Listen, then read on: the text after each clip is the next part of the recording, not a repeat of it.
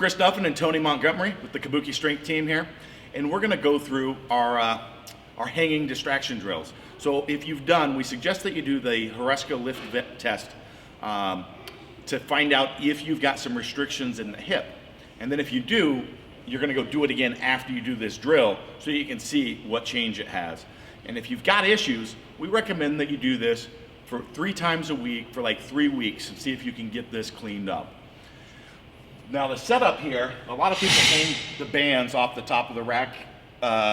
We've got 2 sets of bands here, and this makes this really easy to get into position by yourself without having the help of someone else. So they're really heavy bands to do that, but with this setup, it basically works for a wide variety of people from 150 pounds to 275 pounds plus. We are using the same set of bands instead of using different bands as well. So I'm gonna get in here and Tony's gonna walk through the drills. Yeah, so like Chris was saying, the way these bands are set up, it's very convenient to be able to pull it off all by yourself. Usually with the higher band setup, you actually need somebody else behind you pulling it down, making sure that it's in the right area. You wanna make sure that it's in your lower back and not up into your armpits. We actually got this from Donnie Thompson himself when he was up here, and he does a lot of the same principles with the band as well.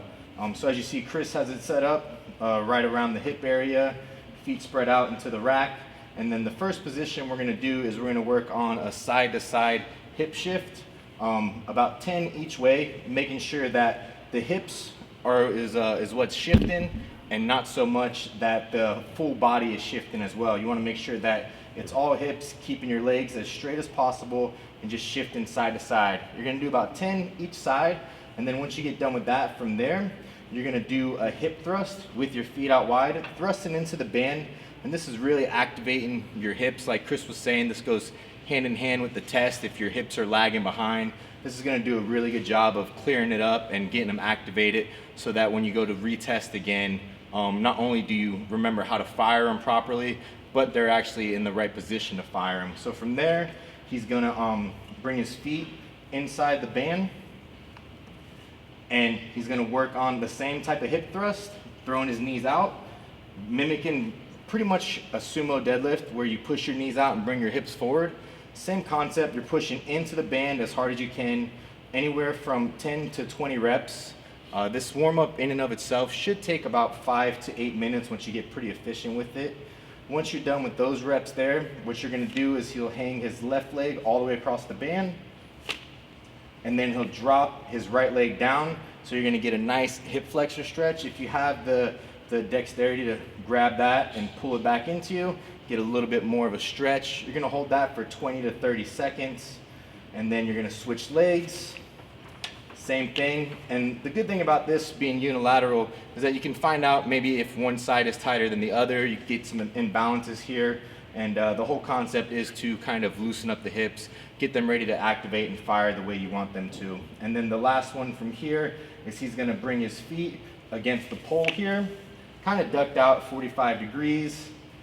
You're gonna grab onto the band, and then from there, he's gonna squeeze with his knees and then do the same hip extension, really focusing on squeezing his knees into the band the whole time, even when they're down and then back out. You don't want your knees to kind of get loose and let the band force them out. You really wanna focus on squeeze and keeping those knees in tight against the band and just driving those hips through.